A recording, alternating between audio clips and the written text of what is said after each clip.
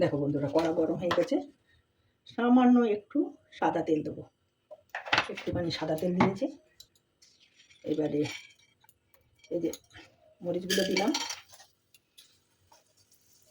একটু রসুন দিলাম, অল্প একটু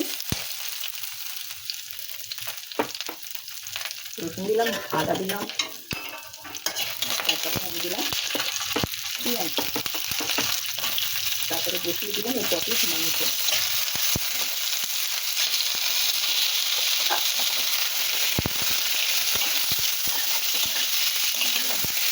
আস্তে আস্তে ভেজে নেবো। এটা একটু সামান্য একটু লবণ দিলাম। ভাজা হয়ে গেছে, একটুখানি ভেজে দিলাম। এবারে আমি এর মধ্যে এই জলটা দিয়ে দিলাম। এটা স্যুপ তৈরি হবে। শুধু জলটা, মাংসটা সিদ্ধ হোক, আর একটু জল দেবো।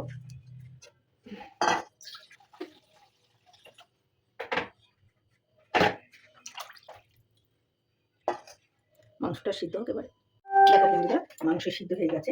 এবার মাংসগুলো আমি বেছে তুলে নিলাম। এগুলো ঠান্ডা করে আমি একটু ছাড়িয়ে নেব, আর এটা ছেঁকে নেবো। এই জলটা ছেঁকে নেব।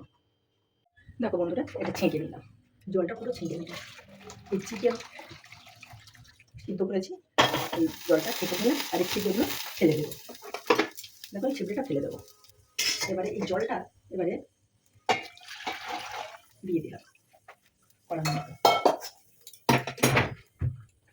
এইবারে গ্যাসটা জেলে দিলাম। এর মধ্যে গাজর দিয়ে দিলাম, লম্বা লম্বা করে কেটেছিলাম। গাজর দিয়ে দিলাম। গাজরটা একটু সিদ্ধ হোক, তারপরে নুনগুলো দেবো। দেখো, বাঁধাকপিগুলো দিয়ে দিলাম, আর বিনসগুলো দিয়ে দিলাম। একটু আদা দিয়ে দিলাম, আদার কুচাটা দিয়ে দিলাম। দুটো একটা মটরশুঁটি আছে এর মতো, আর ক্যাপসিকামটাও দিয়ে দিলাম। এবারে এর মধ্যে দিয়ে দিলাম এই যে মাংস, সিদ্ধ করা মাংস দিয়ে দিলাম।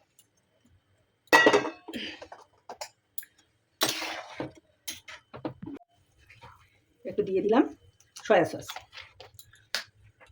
এটা বুঝে দিতে হবে, কারণ বেশি এতে তো লবণটা থাকে বেশি, সেই জন্য একটু বুঝে দিতে হয়। যাই হোক,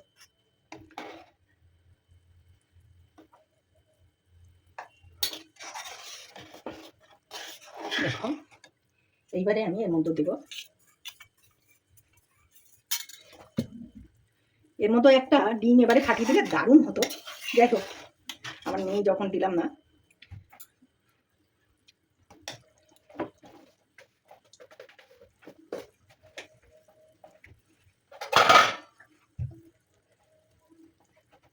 একটু লবণ কম আছে, তাই লবণটি কম দিয়ে দিলাম।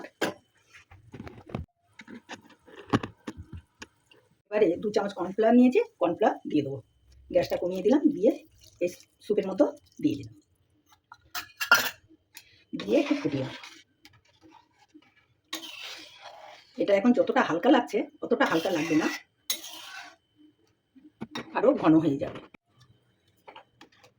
এরকম বন্ধুরা, আমার এই স্যুপ কমপ্লিট হয়ে গেছে।